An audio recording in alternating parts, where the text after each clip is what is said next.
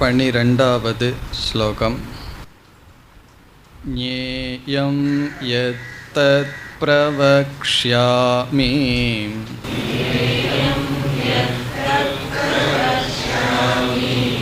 யஜ்ஞாத்வாம்ருதமஷ்ணுதே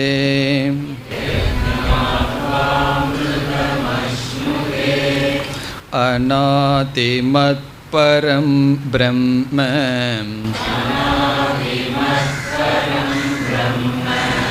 ந சத்தன்னாசதுச்யதே.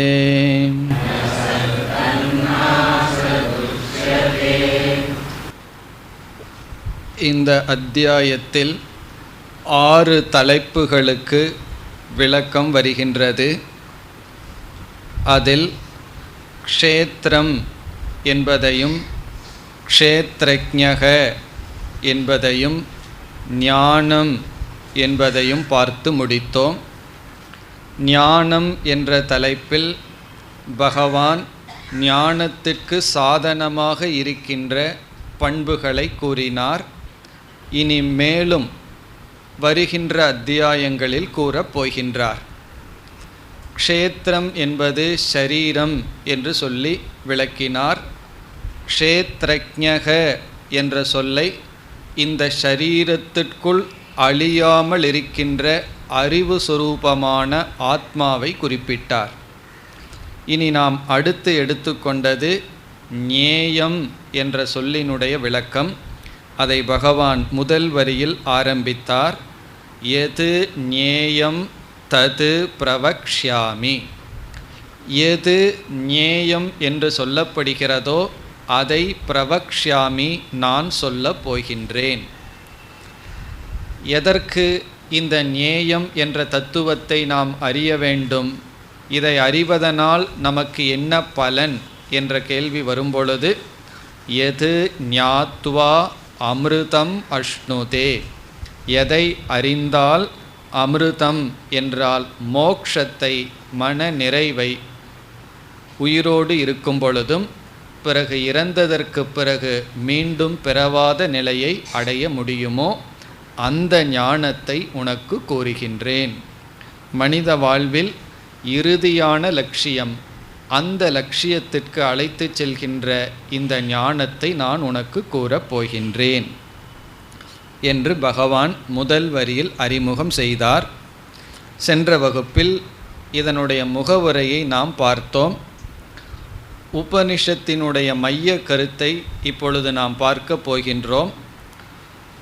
எல்லா உபனிஷத்துக்களிலும் பல கருத்துக்கள் பேசப்பட்டாலும் மையமாக இருக்கின்ற கருத்து ஜீவனும் ஈஸ்வரனும் அடிப்படையில் ஒன்றாக இருக்கிறார்கள் என்பதுதான்.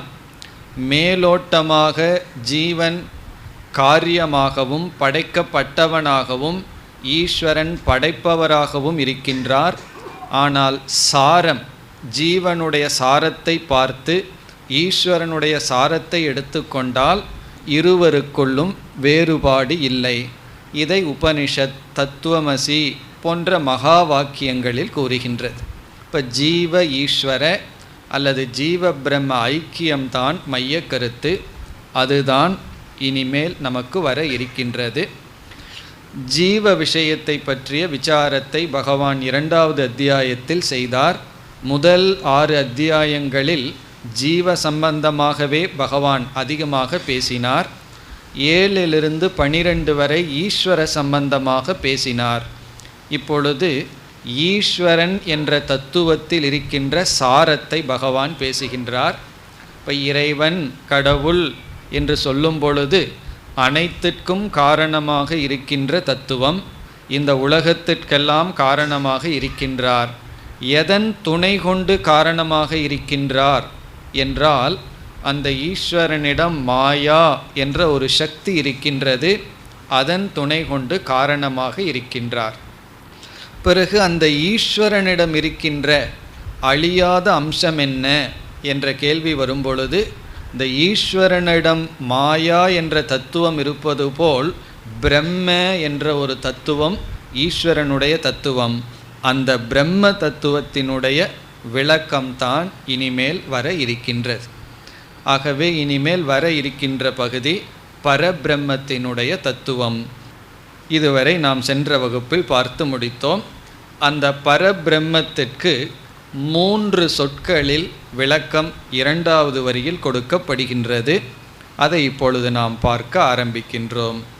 அந்த 3 சொற்கள் 2வது வரியை இப்பொழுது பார்த்தால், முதல் சொல் அநாதிமத் என்பது முதல் சொல், 2வது பரம், 3வது நசத் ந அசத் என்பது. இப்பொழுது ஒவ்வொன்றாக எடுத்துக்கொள்ளலாம். அநாதிமத் என்பது அந்த பரபிரம்மத்தை விளக்குகின்ற ஒரு சொல். அந்த பரபிரம்மத்தை குறித்து இங்கு அநாதிமத் என்ற சொல் இருக்கின்றது. இதனுடைய பொருள் ஆதி என்ற சொல்லுக்கு பல பொருள்கள் இருக்கின்றது. இங்கு நாம் 3 பொருள் பார்க்க போகின்றோம் அநாதிமத் என்ற சொல்லிற்கு. இப்போ முதல் பொருள் ஆதிகி என்றால் தோற்றம், துவக்கம், ஜென்ம, பிறப்பு. ஆதிகி என்றால் துவக்கம், அநாதி என்றால் துவக்கம் இல்லை, பிறப்பில்லை. இப்போ அநாதிமத், மத் என்றால் அந்த தன்மையுடன் கூடியது. இங்கு மத் என்றால் அப்படிப்பட்ட தன்மையுடன் கூடியது. இப்போ ஆதிமத் என்றால் பிறக்கின்ற தன்மையுடன் கூடியது, அநாதிமத் என்றால் பிறவாத தன்மையுடன் கூடியது. இப்போ நம்முடைய உடலை என்னன்னு சொல்லலாம்? ஆதிமத் என்று சொல்லலாம்.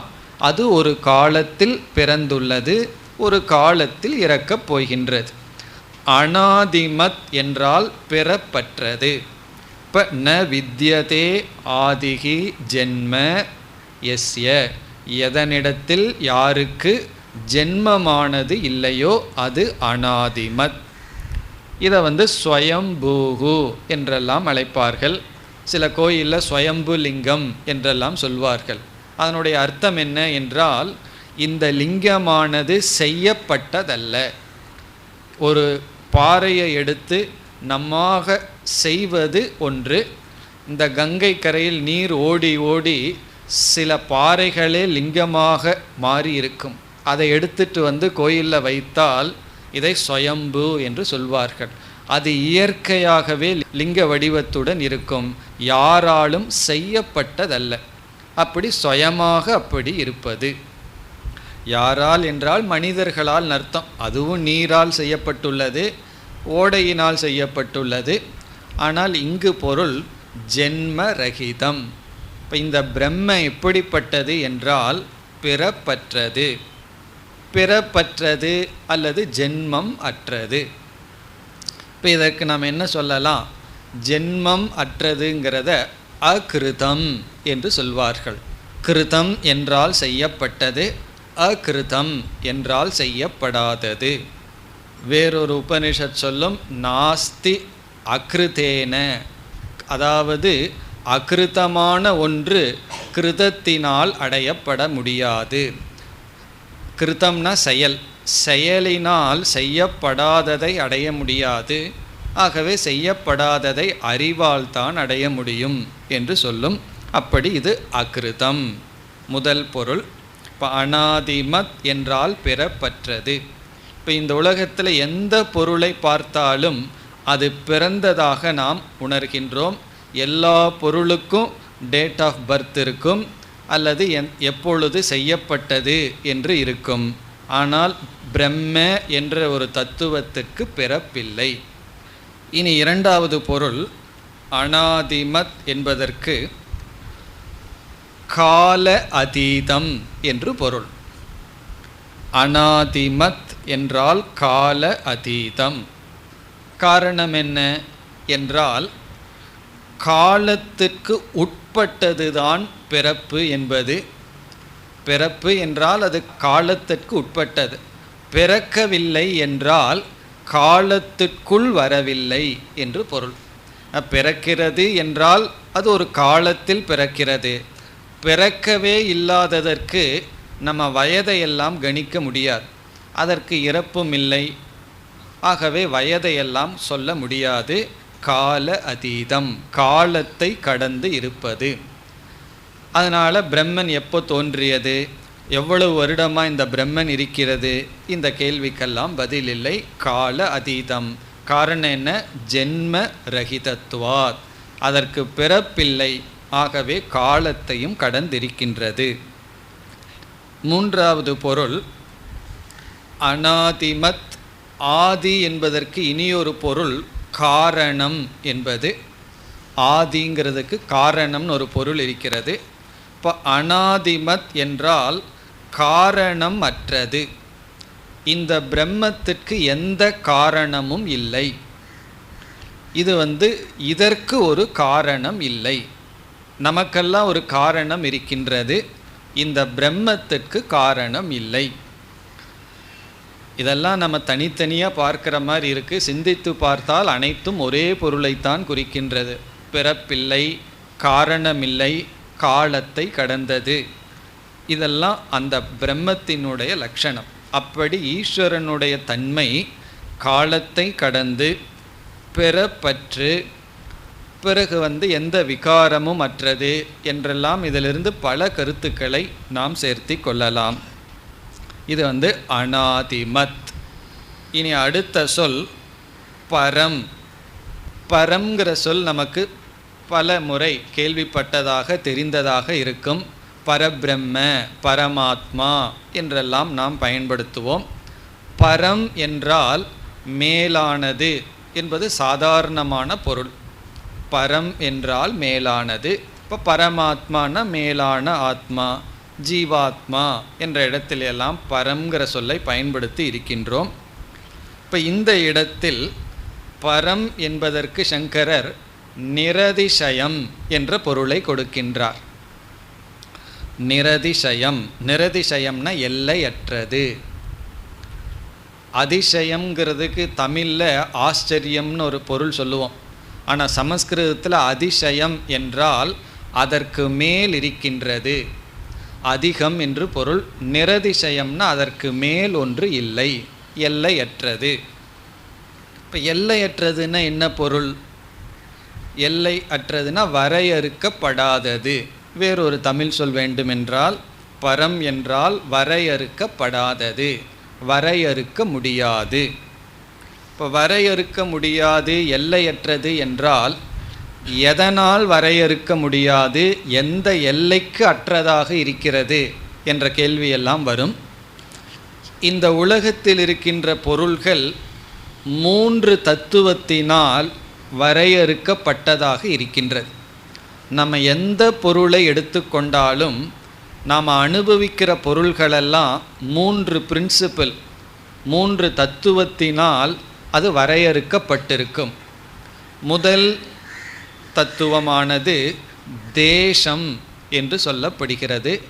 தேசம்னா ஸ்பேஸ், இடம். எல்லா பொருள்களும் இடத்தால் வரையறுக்கப்பட்டிருக்கின்றது. ஒரு இடத்துல தான் இருக்கும், ஒரு குறிப்பிட்ட இடத்துல தான் இருக்கும், இனியொரு இடத்துல இருக்காது. இப்போ இந்த நேரத்தில் நாம் இங்கே இருக்கோம்னா கண்டிப்பாக வீட்டில் இல்லை, வீட்டில் இருந்தோம்னா இங்கே இல்லை. அப்படி எல்லா பொருளும் ஒரு குறிப்பிட்ட தேசத்திற்குள் வரையறுக்கப்பட்டிருக்கின்றது. தேசம் முழுவதும் எந்த பொருளும் வியாபித்து இல்லை. காற்று இல்லாத இடமும் கூட இருக்கின்றது. காற்று எல்லா இடத்துலையும் இருக்குன்னு சொல்கிறோம். நம்ம ஒரு இடத்த காற்று இல்லாமல் உருவாக்கலாம்.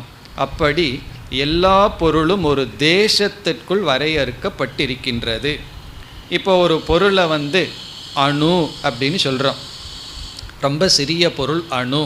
அதனுடைய அர்த்தம் என்னன்னா சிறிய தேசத்திற்குள் வரையறுக்கப்பட்டுள்ளது. பர்வதம்னு சொல்கிறோம், மலை அப்படின்னு சொல்கிறோம். மலைன்னு சொன்னால் மவுண்டன், ரொம்ப பெரியதுன்னு சொல்கிறோம். அணுவை காட்டிலும் பெரியதாக இருக்கலாம், ஆனாலும் அதுவும் ஒரு தேசத்திற்குள் வரையறுக்கப்பட்டுள்ளது. இப்போ மூர்த்தம் என்று சொல்லலாம். மூர்த்தம்னா ஒரு உருவம் உடையது என்று சொன்னால் அதுவும் தேசத்திற்குள் வரையறுக்கப்பட்டுள்ளது. பிறகு அங்கு இருக்கின்றது என்று சொன்னால் தத்ர அஸ்தி என்று சொல்லும் பொழுது இங்கு இல்லை என்று பொருள் ஆகிறது. ஒரு இடத்துல இருக்குன்னு சொல்லும் பொழுதே ஒரு இடத்தை குறித்து ஒரு பொருள் இங்கு இருக்கு என்றால் ஒரு கோணத்தில் அந்த இடத்துல அந்த பொருள் இருக்குன்னு சொல்கிறோம், இனியொரு கோணத்தில் அந்த இடத்தை தவிர வேறு எந்த இடத்துலையும் இல்லைன்னு சொன்னதாகின்றது. இப்போ ஒரு வீட்டை காமிச்சு இது என்னுடைய வீடுன்னு சொன்னால் அதனுடைய அர்த்தம் என்ன? மீதியெல்லாம் என்னுடைய வீடு அல்ல, அதுதான் அர்த்தம். இப்போ நம்ம நினச்சிருக்கோம் ஒரு வீடு வாங்கினா ரொம்ப பணக்காரன் ஆயிடலாம், நம்ம பெரிய ஆள் ஆயிடலான்னு நினைக்கிறோம். ஆனால் வீடு வாங்க வாங்க என்ன அறிவு இனியொன்று வருது, மீதியெல்லாம் என்னுடையது அல்ல. அப்போ அந்த சிறிய எண்ணமும் ஏழையாயிட்டுதான் இருக்கும். பணம் வர வர ஒரு கோணத்தில் பொருள் நம்முடையது, இனியொரு கோணத்தில் நம்முடையது அல்ல. அப்படி அங்கு இருக்கின்றது, இப்படி இருக்கின்றது என்றெல்லாம் சொல்லும் பொழுது தேசத்தினால் வரையறுக்கப்பட்டிருக்கின்றது. அது ஒரு வரையறை. இரண்டாவது காலத்தினால் பொருள்கள் வரையறுக்கப்பட்டிருக்கின்றது. Time wise limitation. First space wise. ஸ்பேஸ்ன்னு சொன்னால் இடம், இரண்டாவது காலம். அப்பொழுது இருக்கின்றது, அப்பொழுது இருந்தது என்றெல்லாம் சொல்லும் பொழுது நாம் எதை குறிக்கின்றோம்? அந்த பொருள் காலத்திற்கு உட்பட்டது. எந்த பொருளை நாம் எடுத்துக்கொண்டாலும் அது குறிப்பிட்ட காலம் வரை தான் அந்த பொருள் அவ்விதம் இருக்கும். அதற்கு பிறகு அந்த பொருள் அவ்விதம் இருக்காது. ஒரு மலரை எடுக்கின்றோம், அந்த மலர் எவ்வளவு காலம் அந்த வாசனையுடன் அழகாக இருக்கும் என்றால் மிக குறுகிய காலம். அதே போல் நம்முடைய வாழ்க்கை அனைத்தும் ஒரு காலத்திற்கு உட்பட்டு இருக்கின்றது. அப்பொழுது இருக்கின்றது என்றெல்லாம் சொல்லும் பொழுது அது காலத்தினால் வரையறுக்கப்பட்டிருக்கின்றது. அதான் சொல்லுவார்கள், ஒருவர் டாக்டர்கிட்ட போய் சொன்னார், வயதாகிடுது, அவருக்கு 70 வயசு ஆகிடுது, என்னுடைய இடது கால் வலி எடுக்க ஆரம்பிச்சிடுதுன்னு. உடனே டாக்டர் சொன்னார், அது உங்களுக்கு வயசாகிடுது அதனாலேன்னு சொல்லி. அப்போ அவர் பதில் சொன்னார், வலது காலுக்கும் அதே வயசு தான் ஆகுது, அது மட்டும் ஏன் வலிக்கலை, அதனால் ஒழுங்காக மருந்து கொடுங்கன்னு சொன்னார். அப்போது வயதாகிடுதுங்கிறது காரணம் அல்ல. காரணம் என்ன? அது பொதுவானது. இப்போ டாக்டர்கிட்ட போய் நமக்கு ஒரு நோயின்னு சொன்னால் அவர் ஏஜ்னாலேன்னு பதில் சொன்னோம்னா அது நமக்கு தெரியுதே, 2 காலுக்கு ஒரே வயசு தான் ஆகுது. இப்போ அதுக்கு அப்பாற்பட்டு ஏதோ ப்ராப்ளம் இருக்குதுன்னு அர்த்தம். இதிலேருந்து என்ன தெரியுதுன்னா, கால பரிச்சேதம்ங்கிறது எல்லாத்துக்கும் தெரியுது. அது ஒரு காரணமாக சொல்ல வேண்டியது அவசியம் கிடையாது. அதனால் வயசாயிட்டா இப்படி தான் இருக்கும்னா அது நியதி. இப்படி எந்த ஒரு பொருளும் ஒரு காலத்துக்கு உட்பட்டதாக இருக்கின்றது. அந்த பொருள் காலத்துக்கேற்ற மாற்றம் நடைபெற்று கொண்டு இருக்கின்றது. பொருள் மட்டுமல்ல, நம்முடைய குணம், நம்முடைய எண்ணங்கள் எல்லாமே அப்படித்தான். முன்னெல்லாம் அப்படி இருந்தார், இப்போ மாறிட்டார்னு சொல்லுவார்கள். அது மாற்றம் எப்படி வேணாலும் இருக்கலாம், முன்னேறியும் இருக்கலாம், பின்னேறியும் இருக்கலாம். அப்படி எல்லாம் மாறிக்கொண்டே இருக்கின்றது. மாறாத ஒரு பொருளை நாம் பார்த்ததில்லை, பார்க்கவும் முடியாது. காரணம் என்ன? அதை பார்க்குற கண்ணே மாறிட்டுருக்கு. ஒரு காலத்தில் ஒழுங்காக காட்டிகிட்டு இருந்தது, இப்போ டபுளாக காட்டுது, அல்லது இருக்கிற மாதிரி காட்டுது. ஒருவர் சொன்னார், அவருக்கு ஏதோ கண்ணில் ஏதோ சரியில்லை, நீங்கள் இருக்கிற மாதிரி இருக்கீங்கன்னு சொன்னார். உங்களை நான் பார்க்குற மாதிரி பார்க்குறேன்னார். அப்போ என்னன்னா யூகிச்சுக்கிறார், நம்ம இருக்கிறோன்னு அவர் சொல்லித்தான் தெரிகின்றது. அப்படி காலத்துக்கு தகுந்தாற்போல் பொருள்கள் மாறிக்கொண்டே இருக்கின்றது. அது கால பரிச்சேதம் என்று சொல்லப்படுகிறது. இப்படி எல்லா பொருள்களும் இடத்தினால் வரையறுக்கப்பட்டு காலத்தினால் வரையறுக்கப்பட்டுள்ளது. இனி மூன்றாவது ஒன்றினால் வரையறுக்கப்பட்டுள்ளது. அது வஸ்து பரிச்சேதம் என்று சொல்லப்படுகிறது. முதல்ல தேச பரிச்சேதம், பரிச்சேதம்னா லிமிட்டேஷன், வரையறுக்கப்படுவது. இரண்டாவது கால பரிச்சேதம், டைம் வைஸ் லிமிட்டேஷன். மூன்றாவது வஸ்து பரிச்சேதம். இது கொஞ்சம் சூக்ஷ்மமான விஷயம். இது முதல் கொண்டல்ல, ஒரு 2-3 வகுப்புக்கு கொஞ்சம் புத்தியை தீட்டி வச்சு தான் ஆகணும், வேறு வழி கிடையாது, சூக்ஷ்மமாகத்தான் போகும். வஸ்து பரிச்சேதம் என்றால் ஒவ்வொரு பொருளுக்கும், ஒவ்வொரு மனிதர்களிடத்திலும் அல்லது ஒவ்வொரு மிருகங்களுக்கும் ஒவ்வொரு தனிப்பட்ட குணம் இருப்பதை நாம் பார்க்கின்றோம். குவாலிட்டி அல்லது குணம். பார்க்கிற ஒவ்வொரு ஆப்ஜெக்டுக்கும் பொருளுக்கும் ஒவ்வொரு விசேஷம் இருக்கும், ஒவ்வொரு குணம் இருக்கும். அந்த குணம் அந்த பொருளை வேறு குணம் தன்னிடம் இல்லாததாக மாற்றுகின்றது. இப்போ ஒரு பொருளை பார்த்து இது ரொம்ப மிருதுவாக இருக்குது, சாஃப்டாக இருக்குதுன்னு சொன்னால் மலரை எடுத்து கொள்ளலாம். அந்த மலர் ரொம்ப சாஃப்டாக இருக்குதுன்னு சொன்னால் அது முள்ளு மாதிரி இல்லை, ஹார்டாக இல்லை, வேறு விதத்தில் லிக்யூடாக இல்லை, கேஸாக இல்லை அப்படிங்கிறத காட்டுது. இப்போ சாஃப்ட்னஸ்ங்கிறதே அதுக்கு லிமிட்டேஷனாக இருக்குது.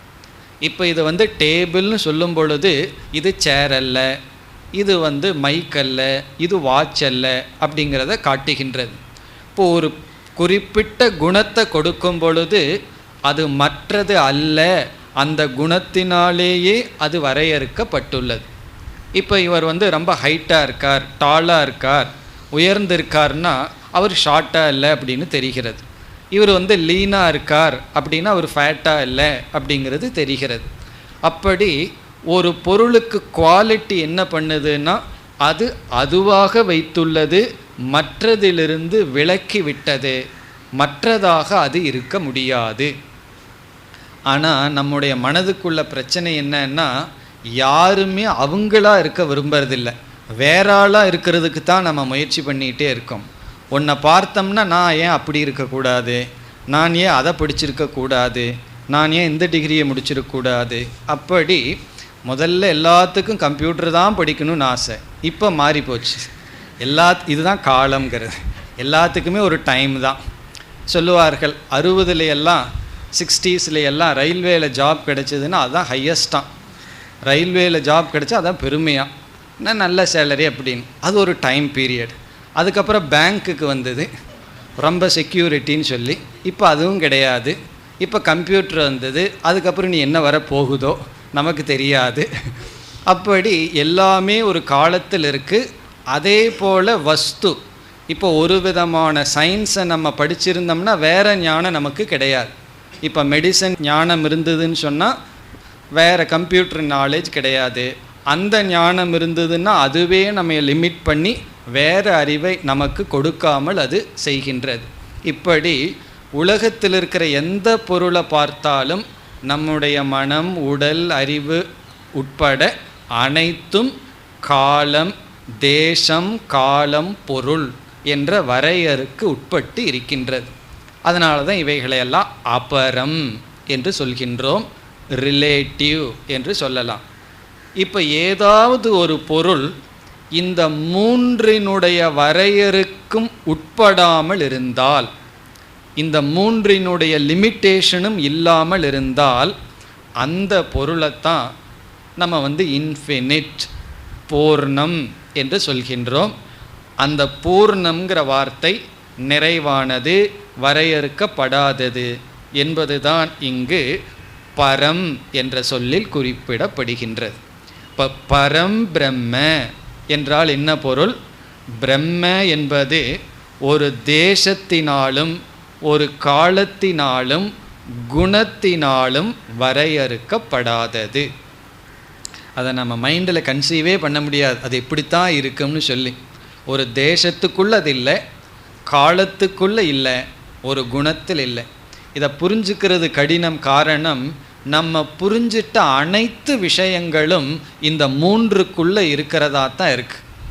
பிறகு இதை புரிந்து கொள்ளவே முடியாதா, இதை நான் அறிந்து கொள்ளவே முடியாதா என்ற கேள்வி வரும்பொழுது உபனிஷத் சொல்லும், இதை நீ ஒரு பொருளாக புரிந்து கொள்ளவே முடியாது. அப்படி என்றால் அது இருக்கின்றதாங்கிற சந்தேகமெல்லாம் நமக்கு வரும். அதுக்கெல்லாம் உபனிஷத் விளக்கம் கொடுக்கும். கடைசியில் என்ன சொல்ல போகுதுன்னா, அப்படி ஒரு வஸ்து, அந்த பிரம்ம உன்னுடைய உண்மையான சொரூபம், அது நீதான் என்று உபனிஷத் நமக்கு புகட்டுகின்றது. இப்போ நம்மிடம் ஒரு அறிவு இருக்கின்றது அல்லவா, அந்த அறிவை வச்சு தான் உலகத்தை எல்லாம் நம்ம அனுபவிச்சிட்ருக்கோம். அந்த அறிவு, அந்த ஆத்மா இப்படிப்பட்ட சொரூபம். இப்போ பரம் என்றால் தேச கால வஸ்து அல்லது குண அதீதம். அநாதிமத் என்றால் அதிலேயே கால அதீதம் வருகிறது, ஜென்மமில்லை என்பது வருகிறது, அதற்கு காரணமில்லை என்ற கருத்தெல்லாம் வருகிறது. இனி அடுத்த சொல் மூன்றாவது, இந்த பிரம்மத்தை நாம் எப்படி சொல்ல முடியும்? இதுக்கு தேச கால வஸ்துவையெல்லாம் கடந்திருக்கிற பிரம்மத்தை நான் எங்கே இருக்குது, எப்படி இருக்குன்னு சொல்லலாம் என்ற கேள்வி வருகிறது. ஏன்னா இங்கே இருக்கிற பொருள் இப்படி இருக்குன்னு சொல்லலாம். இப்படி இருக்குன்னு சொல்கிறதுக்கு ஒரு குவாலிட்டி நமக்கு கிடைச்சிருக்கு.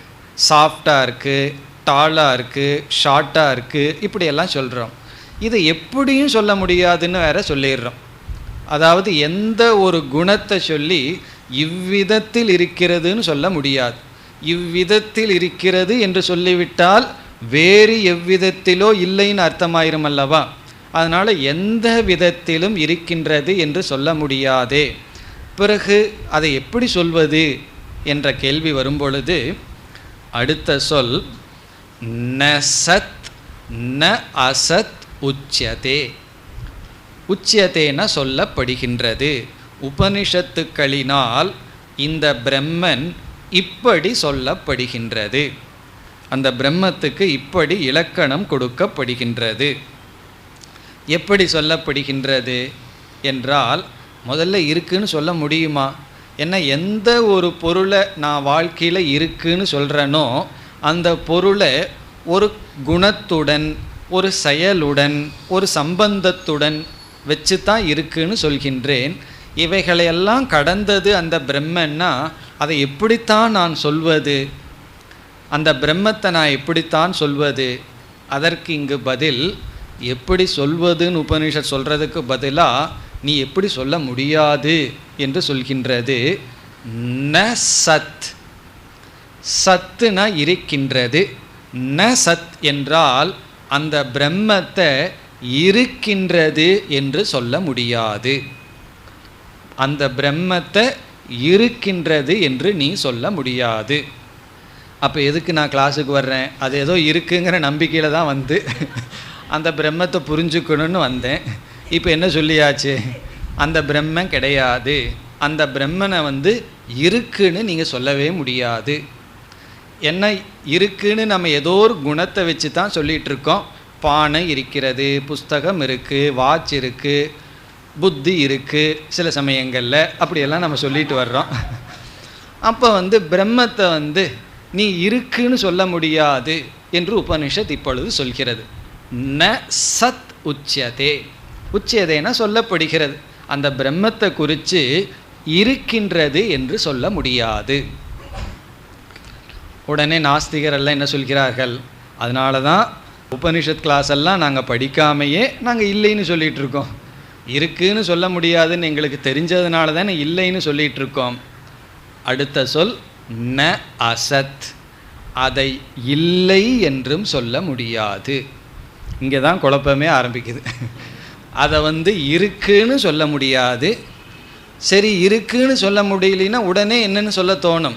இல்லைன்னு தான் சொல்ல தோணும். பாக்கெட்டில் ஒருவர் 100 ரூபா இருக்கான்னு கேட்குறார். என்னால் இருக்குன்னு சொல்ல முடியாதுன்னா உடனே என்ன புரிஞ்சுக்கிறார்? இல்லைன்னு தான் சொல்லுவோம்னு. இப்போ அவர்கிட்ட எங்கிட்ட 100 ரூபா இருக்குன்னு சொல்ல முடியாது, இல்லைன்னு சொல்ல முடியாதுன்னா என்ன செய்வார்? சரி, நான் உங்களை ஒரு இடத்துக்கு கூப்பிட்டு போகிறேன்னு கூப்பிட்டு போயிடுவார். அப்படி உபனிஷத் என்ன சொல்கிறது? அந்த பிரம்மத்தை நம்ம இருக்குன்னு சொல்ல முடியாதான், பிறகு இல்லைன்னு சொல்லிடலாமான்னா அசத் என்றும் சொல்ல முடியாது. சத்துனா எக்ஸிஸ்டன்ஸ், இருத்தல். அசத்துனா நான் எக்ஸிஸ்டன்ஸ், இல்லை. இப்போ இருக்குன்னு சொல்ல முடியாது, இல்லை என்று சொல்ல முடியாது. இதை புரிஞ்சுக்கிறதுக்கு நம்ம முயற்சி செய்து பார்ப்போம். இதற்கு 2 பொருள் இருக்கின்றது. முதல் பொருள் மிக சுலபமானது, அதை முதல்ல பார்த்துருவோம். பிறகு இதற்குள்ள ஒரு ஆழ்ந்த சூக்ஷ்மமான விஷயம் இருக்குது, அதை இரண்டாவதாக பார்க்கலாம். இந்த ந சத் ந அசத் என்பதற்கு சுலபமான பொருள் அல்லது சுலபமான விளக்கம், சத் என்றால் என்ற சொல்லுக்கு பல அர்த்தம் இருக்குது. ஒரு அர்த்தம் வெளி தோற்றத்திற்கு வந்தது. சத்துனா வியக்தம், மேனிஃபெஸ்ட் அப்படின்னு அர்த்தம். மேனிஃபெஸ்ட் அப்படின்னா வெளி தோற்றத்திற்கு வந்தது. அப்படின்னா அசத்துனா என்ன அர்த்தம் வந்துடும்? அவ்வியக்தம், அன்மேனிஃபெஸ்ட், வெளி தோற்றத்திற்கு வராதது. இப்போ வெளி தோற்றத்திற்கு வந்ததை நம்ம சத்துன்னு சொல்லுவோம். வெளி தோற்றத்திற்கு வராததை விவகாரத்தில் அசத்துன்னு சொல்லுவோம். ஆனால் அது அன்மேனிஃபெஸ்டாக இருக்குது. அதற்கு என்ன உதாரணம் என்றால், பீஜம் விதை இருக்கின்றது. அந்த விதையை பார்த்து ஒருவர் ஒரு விதையை நமக்கு கொடுக்கிறார். அந்த விதையை கொடுத்து மரம் இருக்கின்றதான்னு ஒரு கேள்வி கேட்குறார். நம்ம உடனே என்ன சொல்லுவோம்? மரம் இல்லை, ஏன்னா விதை தான் இருக்குது. ஆனால் மரம் வெளிவருகின்ற சக்தி அன்மேனிஃபெஸ்டாக வெளித்தோற்றத்திற்கு வராமல் அந்த விதைக்குள்ளே இருக்குது. அப்போ வெளித்தோற்றத்திற்கு வராமல் இருந்தால் அதை நம்ம என்னன்னு சொல்லுவோம்? இல்லைன்னு தான் சொல்லுவோம். பாலை பக்கத்தில் வச்சுட்டு தயிர் இருக்கான்னு கேட்டால் என்ன சொல்லுவோம்? இல்லைன்னு தான் சொல்லுவோம். இல்லையே, பாலுக்குள்ளே தயிர் இருக்குது, நீ பொய் சொல்கிறேன்னா சொல்லுவார்கள். அது தயிராக மேனிஃபெஸ்ட் ஆகிற வரைக்கும் தயிராகின்ற சக்தி இருக்குன்னு சொல்லுவோம். எது கண்ணுக்கு முன்னாடி தெரிகிறதோ அதை இருக்குன்னு சொல்லுவோம். விதையிலிருந்து மரம் வெளிவந்து விட்டால் மரம் இருக்கின்றது என்று சொல்வோம். அப்பொழுது சத் என்பதற்கு வியக்தம், வெளித்தோற்றத்திற்கு வந்தது. வெளித்தோற்றத்திற்கு வந்ததுன்னா இந்திரியங்களினால் கிரகிக்க கூடியது. கண்ணுனாலேயோ காதுனாலேயோ சுவையினாலேயோ நாக்குனாலேயோ நம்ம புரிந்து கொள்ளக்கூடியது. அப்படிப்பட்ட பொருள்களையெல்லாம் நம்ம சத்துன்னு சொல்லுவோம். வியக்தம், மேனிஃபெஸ்ட் இந்த உலகம். பிறகு இந்த உலகம் ஒரு பீரியடில் பீஜ அவஸ்தையில் இருந்திருக்கு, காரண அவஸ்தையில் இருந்திருக்கின்றது. அதை சாஸ்திரம் மாயா அவஸ்தை என்று சொல்கின்றது. அந்த அன்மேனிஃபெஸ்ட அசத் என்று சொல்வோம். அப்படி பொருள் கொண்டால் இந்த பிரம்மன் என்பது வெளித்தோற்றத்திற்கு வந்த தத்துவமும் அல்ல, வெளித்தோற்றத்திற்கு வருவதற்கு காரணமாக இருக்கின்ற ஜெகத்தும் அல்ல. இது காரணமும் அல்ல, காரியமும் அல்ல. ந சத் என்றால் உன் கண்ணுக்கு தெரிகிறதெல்லாம் அது அல்ல. ந அசத்துனா இதனுடைய அன்மேனிஃபெஸ்ட் ஃபார்மும் அல்ல. இது ரொம்ப சுலபமாக புரிந்து கொள்ளக்கூடிய விளக்கம். இதையும் சங்கரர் இங்கு குறிப்பிடுகின்றார். வெளித்தோற்றத்திற்கு வந்ததோ இது காரண அவஸ்தையில் இருந்த நிலையோ அந்த பிரம்மன் அல்ல. பிறகு எது சத் எது அசத் என்றால், மாயை காரண அவஸ்தையில் இருக்கும். மாயையிலிருந்து இந்த உலகம் வந்துள்ளது, அது ஜெகத். இப்போ ஜெகத்து ரெண்டு ஃபார்மில் இருக்குது, ரெண்டு அவஸ்தையில் இருக்குது. அவஸ்தானா ஃபார்ம். ஒரு ஃபார்ம் வெளித்தோற்றத்திற்கு வந்தது, இனி ஒன்று வெளித்தோற்றத்திற்கு வராதது. இப்போ மரம் வெளித்தோற்றத்திற்கு வந்த நிலை, வெளித்தோற்றத்திற்கு வராத நிலை.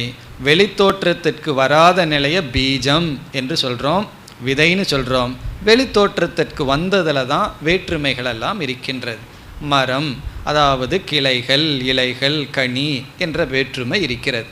இப்போ இந்த பிரம்மன் ந சத் ந அசத் என்றால் அது வெளித்தோற்றத்திற்கு வந்ததும் அல்ல, இதற்கு காரண அவஸ்தையும் அல்ல, காரிய காரணத்தை கடந்தது. அப்படி ஒரு பொருள். இனி இரண்டாவது பொருளுக்கு செல்வோம். இது கொஞ்சம் சூக்ஷ்மமான பொருள், இருந்தாலும் புரிந்து கொள்ள முயற்சி செய்யலாம். இப்போ இந்த ந சத் ந அசத் என்பதற்கு ரெண்டாவது விளக்கம், நம்ம இருத்தல் என்ற வார்த்தையை பயன்படுத்தி கொண்டு இருக்கின்றோம். இருத்தல்னா எக்ஸிஸ்டன்ஸ். சத்துங்கிற வார்த்தை நமக்கு தெரிஞ்சது தான். யாருக்குமே இருத்தல்ங்கிற வார்த்தை தெரியாத வார்த்தை அல்ல. நீ இருக்கிறையான்னு கேட்டால் நான் கொஞ்சம் அதுக்கு டிக்ஷனரியை பார்த்து சொல்கிறேன் அப்படின்னு சொல்கிறதில்ல. நான் இருக்கின்றேன் அப்படிங்கிறதுல சந்தேகமே இல்லை. நான் எப்படி இருக்கிறேங்கிறதுல சில சமயம் நமக்கு தெரிஞ்சிருக்கலாம், தெரியாமல் இருக்கலாம். நான் இருக்கின்றேன், நான் இருக்கின்றேங்கிற விஷயத்தில் சந்தேகமே இல்லை. இந்த இருத்தல் அப்படிங்கிற புத்தி நமக்கு தெரிஞ்ச புத்தியாக இருக்குது. புத்தினா அந்த ஒரு அறிவு நமக்கு தெரிந்ததாக இருக்கிறது. இப்போ நம்ம இந்த எக்ஸிஸ்டன்ஸுங்கிற வார்த்தையில் கவனத்தை கொடுக்குறோம். இருத்தல், எக்ஸிஸ்டன்ஸ், அதில் நமக்கு சந்தேகம் இல்லை. பிறகு இந்த இருத்தல் அப்படிங்கிற ஒரு கான்செப்ட், ஒரு ஐடியா, ஒரு ஞானம், இதை நாம் எப்பொழுதுமே ஒரு பொருளோடு சம்பந்தப்படுத்தித்தான் புரிந்துள்ளோம். வெறும் இருத்தல்ங்கிற வார்த்தையை நம்ம சாதாரணமாக பயன்படுத்தியது கிடையாது, பயன்படுத்தவும் மாட்டோம். ஒரு பொருளோடு சம்பந்தப்படுத்தியே அந்த இருத்தல்ங்கிற வார்த்தையை பயன்படுத்தி இருக்கின்றோம். பானை இருக்கின்றது, புஸ்தகம் இருக்கின்றது, நீ இருக்கின்றாய், நான் இருக்கின்றேன், செயின் இருக்கின்றது. அப்படி எப்பொழுதெல்லாம் இருக்கின்றதுங்கிற வார்த்தையை பயன்படுத்துகின்றோமோ அப்பொழுது அந்த இருத்தல் ஒரு ஆப்ஜெக்டோடு சேர்ந்தே இருக்கின்றது. அதனால தான் ஒருவரிடம் என்னிடத்தில் இருக்கிறது அப்படின்னு சொல்கிறோம். உடனே அடுத்த கேள்வி கேட்பார், என்ன இருக்கின்றது? பணம் இருக்கிறதா, அறிவு இருக்கின்றதா, ஏதாவது கேட்பார். வெறும் நான் அதெல்லாம் சொல்ல மாட்டேன், என்னிடத்தில் இருக்கிறது ஃபுல் ஸ்டாப் அப்படின்னு சொன்னால் அவர் என்ன முடிவு பண்ணுவார்? உள்ள என்னமோ இல்லை அப்படின்னு முடிவு பண்ணுவார். சும்மா நம்ம அந்த வார்த்தை கம்ப்ளீட் ஆகாது. என்னிடத்தில் இருக்கின்றது, ஐ ஹேவ் அப்படிங்கிற வார்த்தைக்கு ஏதாவது ஒரு பொருள் வேணும். வாட் யூ ஹேவ், உனக்கு என்ன இருக்கின்றது, உன்னிடத்தில் என்ன இருக்கின்றது. அதே சமயத்தில் ஒரு இடத்துல நம்ம போய் என்னிடத்தில் இல்லை அப்படின்னு சொல்கிறோம். என்னிடத்தில் இல்லைன்னு சொன்னால் இந்த சொல் இன்கம்ப்ளீட்டாக இருக்கு, பூர்ணமாகலை. உடனே அடுத்த கேள்வி கேட்பார், என்ன இல்லை? ஆரோக்கியம் இல்லையா, புஸ்தகம் இல்லையா, பணம் இல்லையா, என்ன இல்லை? அது கேட்பார். இல்லை, என்னிடத்தில் இல்லை என்று மட்டும் சொன்னால் வார்த்தை பூர்த்தி ஆகாது. இல்லைன்னா அவர் பூர்த்தி பண்ணிக்குவார். நம்ம போய் என்னிடத்தில் இல்லை இல்லைன்னு மட்டும் சொல்லிட்டு இருந்தா என்ன இல்லைன்னு அவர் புரிஞ்சுக்குவார்.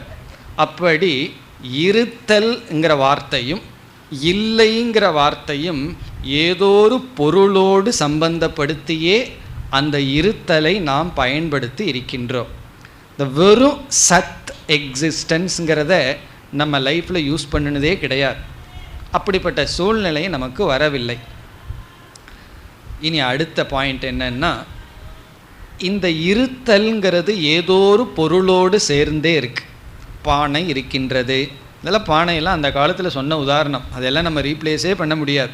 என்ன சயின்ஸ் வந்தாலும் இந்த பாம்பு கயிறு பானையெல்லாம் விடாமல் வேதாந்த வகுப்பே நடக்காது. இப்படி ஏதாவது ஒரு பொருளை சொல்லி இருக்கிறதுன்னு சொல்கிறோம். இப்போ நம்ம அந்த பானையே வச்சுக்குவோம், அதான் பெஸ்ட் எக்ஸாம்பிள். இந்த பானை இருக்கிறதுன்னு சொல்கிறோம். ஒரு நாள் என்ன ஆயிடுது? அந்த பானை உடைந்து விட்டது. அப்போ என்ன சொல்கிறோம்? இப்பொழுது பானை இல்லை. அப்போ இந்த இருத்தல்ங்கிறது என்ன ஆயிடுதுன்னா இல்லாமல் ஆகிவிட்டது. சத்து அசத்தாயிடுது. எப்பொழுது? ஒரு பொருள் இருக்கின்றதல்லவா, இந்த இருத்தலோடு ஒரு பொருள் சம்பந்தப்படுத்தி வச்சுருக்கோம். அந்த பொருள் சென்றவுடன் அந்த பொருளோடு எதுவும் சேர்ந்து போயிடுது? எக்ஸிஸ்டன்ஸ், இருத்தலும் சேர்ந்து போயிடுது. அந்த பொருள் இருக்கிற வரைக்கும் அந்த எக்ஸிஸ்டன்ஸ், இருத்தல்ங்கிறது இருக்குது. அந்த பொருள் சென்று விட்டால் அந்த இருத்தலுங்கிறது சென்று விடுகின்றது. உடனே நம்ம அது இல்லை, முன்னெல்லாம் இருந்தது இப்பெல்லாம் இல்லை, அவரிடம் முன் இது இருந்தது இப்பொழுது இல்லை, அவரிடம் பொருள் இருந்தது இப்பொழுது இல்லை என்று ஏதாவது ஒரு பொருளுடன் இருத்தலை பயன்படுத்தி இருக்கோம். அந்த பொருளினுடைய நாசம் வரும்பொழுது, அந்த பொருளினுடைய இல்லாமை வரும்பொழுது இந்த இருத்தலும் அந்த பொருளோடு சேர்ந்து சென்று விடுகிறது. இதெல்லாம் நம்மளுடைய அனுபவத்தில் இருக்கிற விஷயம். இப்பொழுது என்னன்னு சொன்னால், நாம் புரிந்து கொண்ட எக்ஸிஸ்டன்ஸ், நாம் புரிந்து கொண்ட இருத்தல் இல்லாமைக்கு உட்பட்டதாக இருக்கிறது. நாம் எந்தெந்த சூழ்நிலைகளில் சத்துங்கிற வார்த்தையை புரிஞ்சிட்ருக்கிறோமோ, பயன்படுத்தி உள்ளமோ, அந்த சத்துங்கிற சொல் அசத்துக்கு உட்பட்டதாக இருக்கிறது. அசத்தினோடு அசத்துக்கு எதிரியாக இருக்கிறது, அல்லது இல்லாமைக்கு உட்பட்டதாக இருக்கிறது. அதனால இந்த சத்தை என்ன சொல்லலாம்? இந்த சத்து ஒரு காலத்திற்கு தான் இந்த சத்தை நம்ம பயன்படுத்தி இருக்கோம். பிறகு எதை நம்ம சத்துன்னு புரிஞ்சிருக்கிறோமோ அது ஒரு காலத்தில் அசத்துங்கிற கேட்டகரியில் போட்டுருவோம். இப்போ ஒருவர் நம்ம இடத்துல ஒன்று கேட்குறார், நம்ம இல்லைன்னு சொல்கிறோம், இப்போல்லாம் அது என்னிடத்தில் இல்லைன்னு சொல்கிறோம். இல்லையே இருந்ததே அப்படின்னா, ஆமாம் ஒரு காலத்தில் நான் வச்சுருந்தேன், இப்போ என்னிடத்தில் இல்லை. இப்போ முன் இருந்தது, இப்பொழுது இல்லை. அப்போ இந்த இருத்தல் இல்லாமைக்கு உட்பட்ட இருத்தலாக நாம் புரிந்து கொண்டுள்ளோம். இப்போ இந்த இல்லாமைங்கிறது போயிடுதுன்னா அது வந்துடும், இருத்தல் போச்சுன்னா இல்லாமை விடும். வெளிச்சமும் இருளும் போல நாம் புரிந்து கொண்டு இருக்கின்றோம். இப்போ நம்ம புரிஞ்சிட்ட சத்தினுடைய லட்சணம் என்ன? நம்ம புரிந்து கொண்ட சத் இருத்தலினுடைய லட்சணம், அது ஒரு காலத்துக்கு தான் அது இருக்கும், பிறகு அது இல்லாமல் போகும். இனி அசத்துக்கு வருவோம். நான் எக்ஸிஸ்டன்ஸ், அதை நம்ம எப்படி புரிந்துள்ளோம் என்றால், முன்னெல்லாம் எங்கிட்ட பணம் இல்லாமல் இருந்தது, நான் உழைச்சி இப்போ சம்பாதித்து விட்டேன்னு சொல்கிறோம். அப்போது இல்லாமையை நம்ம எப்படி புரிஞ்சிருக்கோம்? நான் எக்ஸிஸ்டன்ஸ் ஒரு காலத்தில் எக்ஸிஸ்டன்ஸ் ஆயிரும். ஏன்னா அந்த பொருள் தோன்றிவிட்டால் அதற்கு முன்னாடி இல்லைன்னு சொல்லிட்டு இருந்தோம், அதற்கு பிறகு இருத்தல் உருவாகி விடுகின்றது. நம்ம நடந்து போயிட்டுருக்கோம், குயவன் புறா களிமண்ணாக வச்சுருக்கான், மலை போல், ஒரு பானையும் அங்கே கிடையாது. பிறகு சாயந்தர நேரம் திரும்பி வர்றோமா. இதே உதாரணத்தை சங்கரர் சொல்கிறார். காலையில் போகும்பொழுது களிமண்ணை பார்த்துட்டு ஒரு ஆள் போனால், சாயந்தரம் வரும்போது அங்கே களிமண்ணை காண புறா பானையாக இருக்கான். அப்போ அவன் என்ன சொல்கிறான்னா, பானை இல்லாமல் இருந்தது, பானையெல்லாம் அசத்தாக இருந்தது, இப்போ பானையெல்லாம் இருக்கின்றது என்று அவன் சொல்கின்றான். அப்போ இதிலிருந்து என்ன தெரிகிறது? நாம் இல்லாமை என்ற சொல் அப்சல்யூட் இல்லாமையாக இல்லை. கொஞ்ச நாள் அது வந்துடுது, கொஞ்ச நாள் அது தோன்றி விடுகிறது. பிறகு இருத்தல்னு சொல்கிறது என்ன ஆகின்றது? கொஞ்ச நாள் இல்லாமல் சென்று விடுகிறது. அதனால தான் இந்த உடலை நினச்சி ஏன் பயம் வருகின்றது? இன்றைக்கு உடல் இருக்குது, எவ்வளவு நாள்னு தெரியவில்லை, கொஞ்ச நாளில் இந்த உடல் இல்லாமல் சென்று விடும், அது மரணத்தை அடைந்து விடும், இல்லாமையை அடைந்து விடும். பிறகு புதிதாக ஒரு குழந்தை வரும்பொழுது இல்லாமல் இருந்தது தோன்றுகின்றது என்று நாம் புரிந்து கொண்ட சத், நாம் புரிந்து கொண்ட அசத் எப்படிப்பட்டதுன்னா தாட்காலிகம். அந்த காலத்தில் அது இருக்கு, அது இல்லை. இப்படிப்பட்ட சத்துக்கு சாஸ்திரத்தில் ஒரு பெயர் இருக்கிறது. இப்படிப்பட்ட ஒரு எக்ஸிஸ்டன்ஸ், எப்படிப்பட்ட இருத்தல்? ஒரு பொருளோடு சேர்ந்து சம்பந்தப்பட்டு அந்த பொருள்னு அந்த நாமரூபம் இருக்கிற வரைக்கும் அது இருக்கும், பிறகு இல்லாமல் போகும், பிறகு இல்லைன்னு நம்ம சொல்லிக்கொண்டது இருத்தலுக்கு வரும். இப்படிப்பட்ட இருத்தல் அல்லது இல்லாமையை வியாவகாரிக சத்தியம் அல்லது வியாவகாரிக சத் என்று சாஸ்திரம் அழைக்கின்றது. இப்போ வியாவகாரிக சத்தியம் அல்லது வியாவகாரிக சத் அப்படின்னு என்ன அர்த்தம் என்றால், நம்முடைய விவகாரத்திற்குள்ள அது இருத்தல் இல்லை என்பதற்குள் உட்பட்டு இருக்கின்றது. அதே போல் வியாவகாரிக அசத், வியாவகாரிக அசத்துனா விவகாரத்தில் இல்லை, வியாவகாரிக சத்துன்னா டிரான்சாக்ஷன் ரியாலிட்டி, அந்த டிரான்சாக்ஷனில் அது இருக்குது. இதைத்தான் நம்ம புரிந்துள்ளோம். இது நம்ம இது வரைக்கும் புரியாத விஷயத்தை பேசவில்லை, புரியாத பேச ஆரம்பித்தாருன்னு நினைக்கக்கூடாது. நம்ம புரிஞ்சு கொண்டு இருக்கிறதத்தான் நம்ம இப்பொழுது சிந்தித்து கொண்டிருக்கின்றோம். நம்ம என்ன செஞ்சிட்ருக்கோம்? இருத்தல்னு சொல்லும் பொழுது விவகாரத்தில் அது கொஞ்ச நாளைக்கு அது இருக்குது, பிறகு கொஞ்ச நாளைக்கு பிறகு அது இல்லை. புஸ்தகம் இருக்குதுன்னு சொல்கிறோம், எது வரைக்கும்னா இது புஸ்தகமாக இருக்கிற வரைக்கும். அப்படியே கிழித்து பேப்பராக போட்டோம்னா அது இல்லை. அப்போ நம்மளுடைய டிரான்சாக்ஷனுக்கு வியாவகாரிக சத் வியாவகாரிக அசத்து நமக்கு தெரிஞ்சது. அப்படி இந்த உலகத்தில் எந்த பொருளை எடுத்துக்கொண்டாலும் அந்த பொருளிடத்தில் நமக்கு எப்படிப்பட்ட புத்தி இருக்கும்? இது வியாவகாரிக சத், இது வியாவகாரிக அசத்துங்கிற புத்தி தான் இருக்கும். இங்கே பிரம்மத்தை பற்றி புரிந்து கொள்ளும் பொழுது அதே புத்தியோடு தானே பிரம்மத்துக்கிட்ட போவோம். இந்த உலகத்தில் எந்த பொருளை பார்த்தாலும் அந்த பொருளினுடைய எக்ஸிஸ்டன்ஸ் ஸ்டேட்டஸ்ன்னு சொல்கிறது, இருத்தல் என்ற தன்மை. ஒரு பொருளுக்கு ஒரு ஸ்டேட்டஸ் இருக்குது, இருத்தல்ங்கிற ஒரு ஸ்டேட்டஸ் இருக்குது, எக்ஸிஸ்டன்ஸுங்கிற ஒரு தன்மை. அந்த தன்மை விவகார காலத்தில் இருக்குங்கிற அளவு தான் புரிஞ்சுள்ளோம். அப்போ பிரம்மத்தை பற்றி விசாரம் பண்ணும் பொழுதும் நம்ம எரியாமல் என்ன நினச்சிருவோம்? இந்த பிரம்மமானது கொஞ்ச நாள் இருக்கும், பிறகு இல்லாமல் போகும், இல்லை ஒரு காலத்தில் இல்லாமல் இருந்து திடீர்னு வந்ததுங்கிற புத்தி நமக்கு வரலாம். அப்படி வரக்கூடாதுன்னு உபனிஷத் என்ன சொல்கின்றது? இங்கு சொல்லப்படுகின்ற பிரம்ம ந வியாவகாரிக சத்தியம்.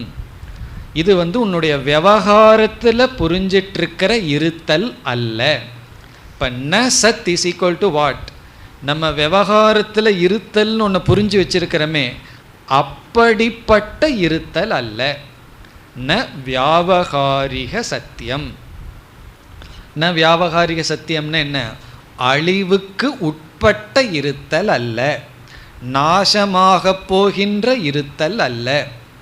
அது மட்டுமல்ல, இந்த இருத்தலும் ஒரு பொருளை சார்ந்திருக்கு. Depend existence. அந்த இருத்தலுமே அந்த பொருளை சார்ந்திருக்கு.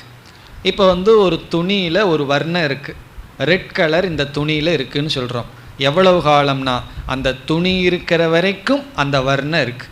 துணியை எரிச்சிட்டோம் அப்படின்னா அந்த வர்ணமும் இல்லாமல் போகும். அப்போ அந்த ரெட்னஸ், சிவப்பினுடைய இருத்தல் ஒன்றை சார்ந்திருக்கின்றது.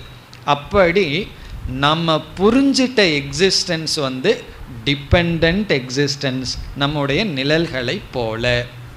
நான் எக்ஸிஸ்டன்ஸ் அப்படித்தான், அதுவும் டிபெண்ட் பண்ணி இருக்கு. எப்படின்னா, இந்த இடத்துல பானைகள் இல்லைன்னு சொல்கிறோம். எது வரைக்கும்னா அந்த கொயவனும் களிமண்ணும் அப்படியே இருக்கிற வரைக்கும். அவன் உற்பத்தி பண்ண உடனே இல்லாமை சென்று விடுகிறது. அதுக்கு மேலே அந்த இடத்துல இல்லைன்னு சொல்ல முடியாது, பானை இல்லைன்னு சொல்ல முடியாது.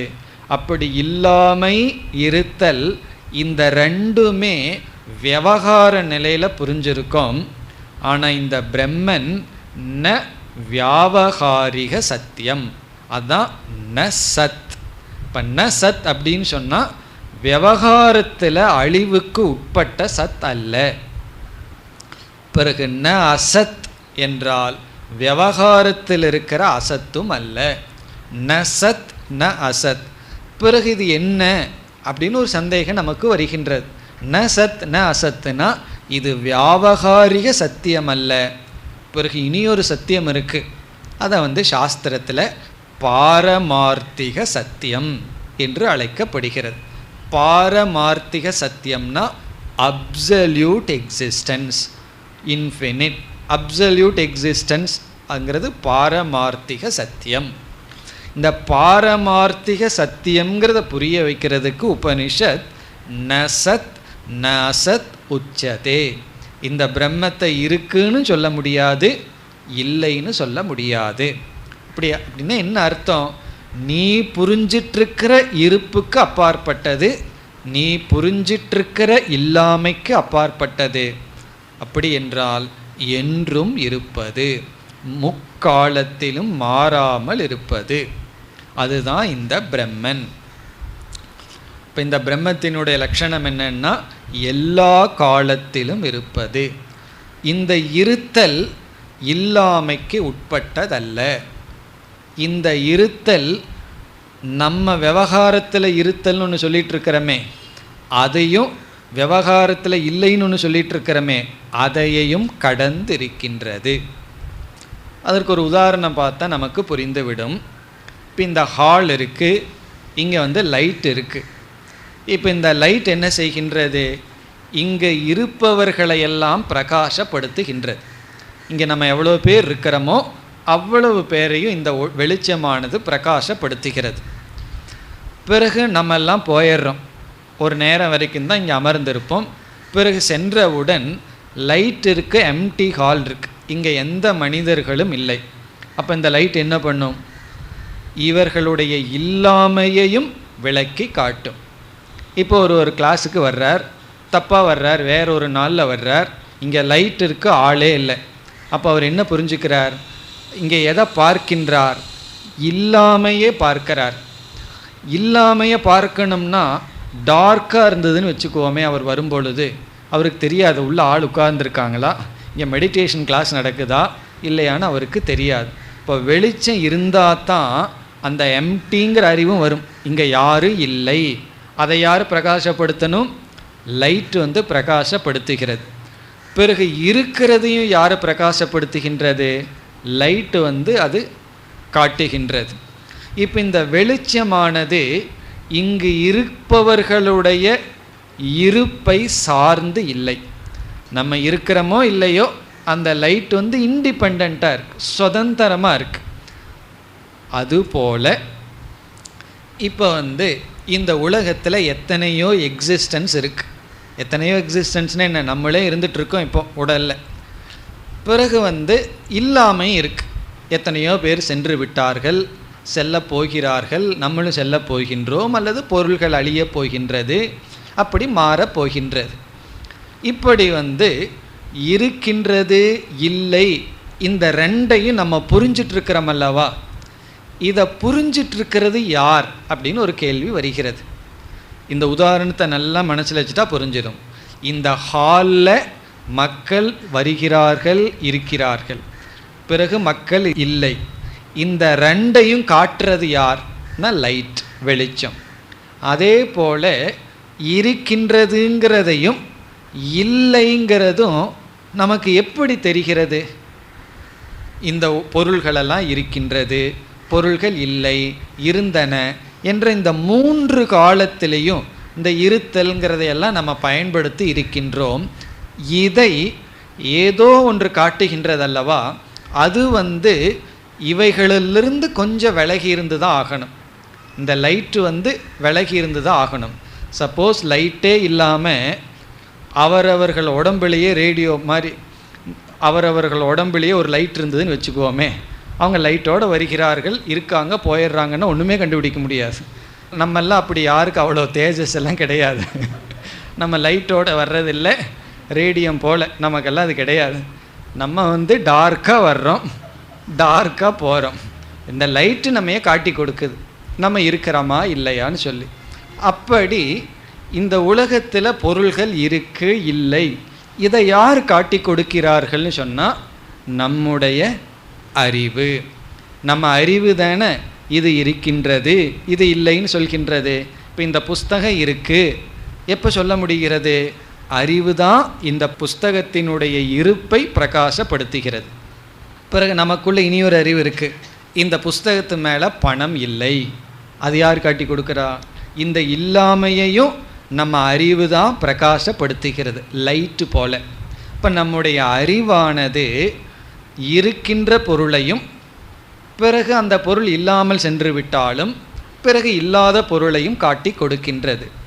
இப்போ அடுத்த கேள்வி, இந்த அறிவு எப்படிப்பட்ட இருப்புடன் கூடியது? இந்த அறிவினுடைய ஸ்டேட்டஸ் ஆஃப் எக்ஸிஸ்டன்ஸ் என்ன? இந்த அறிவு எப்படிப்பட்டது என்ற கேள்வி வரும்பொழுது இங்கே உபனிஷத் புகட்டுகின்றது, இந்த அறிவு பாரமார்த்திக சத்தியம். இது அழிவுக்கு உட்பட்டதல்ல, அது பூர்ணம். இந்த அறிவு அது கண்டிப்பாக இல்லாததாக இருக்க முடியாது, அதுக்கும் ஒரு எக்ஸிஸ்டன்ஸ் இருக்குது. ஏன்னா அறிவு இருக்குன்னு சொல்லும்போதே இருக்குன்னு ஒரு வார்த்தையை பயன்படுத்துகிறோம் அல்லவா. அந்த இருத்தல் எப்படிப்பட்டது என்றால், எந்த ஒன்றினால் நமக்கு ஒரு அறிவு இருந்து இந்த புஸ்தகம் இருக்கு, அந்த அறிவினுடைய இருத்தல் இந்த புஸ்தகத்தினுடைய இருத்தலுக்குள்ள பேதம் இருக்கின்றது, வேற்றுமை இருக்கின்றது. அது நமக்கு தெரியாமல் இருக்கு. என்ன வேற்றுமைனா, இந்த புஸ்தகத்தினுடைய இருப்பை பிரகாசப்படுத்துகின்ற அறிவினுடைய இருப்பு புஸ்தகத்தினுடைய இருப்பை காட்டிலும் மேலானது, அப்சல்யூட் எக்ஸிஸ்டன்ஸ். அப்போ என்ன சாஸ்திரம் சொல்கின்றது? அந்த பிரம்ம அல்லது ஆத்மா என்பது பாரமார்த்திக சத்தியம். பாரமார்த்திக சத்தியம்னா அழிவுக்கு உட்பட்ட அறிவு அல்ல, அந்த அறிவு அழிவதில்லை. பிறகு எது அழிகிறதுனா, இந்த அறிவுனால எதெல்லாம் பிரகாசப்படுத்தப்பட்டுள்ளதோ அவைகள் இருக்கு இல்லை இப்படியெல்லாம் மாறிக்கொண்டு இருக்கின்றது. அப்படி இந்த 2 விதமான எக்ஸிஸ்டன்ஸ் இருக்குது, 3 விதமான எக்ஸிஸ்டன்ஸ் இருக்குது. இப்போதைக்கு இந்த இடத்துல 2 போதும். 2 விதமான எக்ஸிஸ்டன்ஸ். ஒன்று நம்ம எல்லாத்துக்கும் பொதுவாக இருக்கிற வியாவகாரிக இருப்பு. அந்த இருப்பு ஒரு பொருளுடன் சம்பந்தப்பட்டது. அந்த பொருள் போகும்போது அந்த இருப்பு நஷ்டமாயிருது. பிறகு இல்லாமை என்பதும் நமக்கு விவகாரத்தில் இல்லைன்னு சொல்கிறோம், அதுவும் இருப்புக்கு வரலாம், பிறகு மீண்டும் இல்லாமைக்கு செல்லலாம். ஆனால் எந்த ஒன்று இருப்பையும் இல்லாமையையும் காட்டுகின்றதோ, ஏதோ ஒன்று தானே நமக்கு சொல்லுது, இது இருக்கு இல்லைங்கிறத விளக்குகின்றது, அந்த ஒன்று எப்படிப்பட்ட இருப்புடன் கூடியது, அந்த ஒன்றினுடைய எக்ஸிஸ்டன்ஸினுடைய ஸ்டேட்டஸ் என்ன, சத்தா விசேஷம் என்ன, அது எப்படிப்பட்ட சத்தா, சத்தான இருத்தல் என்று வரும்பொழுது அது பாரமார்த்திக சத்தா, அது என்றும் இருப்பது. அப்போது இங்கே பிரம்மத்தினுடைய லட்சணம் என்ன என்றால், நீ புரிந்து கொண்ட சத்தல்ல அசத்தல்ல, நீ பார்க்கின்ற சத்தல்ல அசத்தல்ல, எதனால் உனக்கு இந்த சத்தும் அசத்தும் விளங்குகின்றதோ அந்த அறிவு சொரூபமாக இருப்பது சத், அது பாரமார்த்திகம், அப்சல்யூட் எக்ஸிஸ்டன்ஸ். அதுதான் இங்கு சொல்லப்படுகிறது. இப்போ ந சத் ந அசத்துனா என்ன அர்த்தம்? விவகாரத்தில் வர்ற சத்தல்ல, விவகாரத்தில் வர்ற அசத்தல்ல. அப்போ ஃபைனல் ஆன்சர் என்ன? ந வியாவகாரிக சத் ந வியாவகாரிக அசத். அதுதான் பதில். இப்போ அந்த பிரம்மன் என்பது ந வியாவகாரிக சத் ந வியாவகாரிக அசத். நம்ம புரிந்து கொண்ட சத்தோ புரிந்து கொண்ட அசத்தோ அல்ல. பிறகு அது அழிவுக்கு உட்படாத என்றும் இருக்கின்ற சத். சரி, இவ்வளவு கஷ்டப்பட்டு கவனமாக புத்தியெல்லாம் கூர்மையாக வச்சு கேட்டு புரிஞ்சிட்டதுனால என்ன பிரயோஜனம்னு வரும். இப்போ நம்ம என்ன தப்பு பண்ணிட்டோம்னா, இந்த சத்துக்கு அப்பாற்பட்ட ஒரு சத்தை நம்ம சிந்திச்சே பார்க்கல. அப்போ என்ன தப்பு பண்ணிட்டோம்? இதை பார்க்கிறவனையும் வியாவகாரிக சத்துக்குள்ளே போட்டு வச்சிட்டோம், நம்மையும் எதில் கொண்டு வந்து வச்சிட்டோம்? அழிவுக்கு உட்படுற சத்தில் வச்சிட்டோம். அதனால என்ன ஆகுதுன்னா, நானும் அழிகின்றேன் என்ற பயம் வருகின்றது. அதுதான் மரணம், மிருதம். இப்போ நான் அழிகின்ற அழியாத இருப்புக்கு அப்பாற்பட்டவன்னு புரிஞ்சிட்டேன்னா அந்த அகம் அமிர்தம். பகவான் முதல் வரியில் என்ன சொல்லியிருக்கார்? யத் ஞாத்வா அமிர்தம் அஷ்ணுதே. இப்போ அமிர்தம் என்ற சொல்லுக்கு என்ன பொருள்னா, அமிர்தம் என்றால் நாம் அனுபவிக்கின்ற சத் அசத்திற்கு அப்பாற்பட்டு என்றும் இருக்கின்ற பாரமார்த்திக சத் பிரம்ம அல்லது அகம். அப்படி நம்ம தெரிஞ்சிட்டோம்னா இந்த அழிவு என்ற ஒரு பயமோ, அழிய போகின்ற ஒன்றை பாதுகாக்கணுங்கிற எண்ணமோ அதெல்லாம் நமக்கு நீங்கி நான் அழியாதவன் என்ற ஒரு மன நிறைவு நமக்கு பலன். இப்போ ந சத் ந அசத் என்பது மூன்றாவது விளக்கம். மேலும் அடுத்த வகுப்பில் சிந்திக்கலாம். ஓம் பூர்ணமத பூர்ணமிதம் பூர்ணாத் பூர்ணமுதச்யதே பூர்ணஸ்ய பூர்ணமாதாய பூர்ணமேவாவசிஷ்யதே. ஓம் சாந்தி சாந்தி சாந்தி.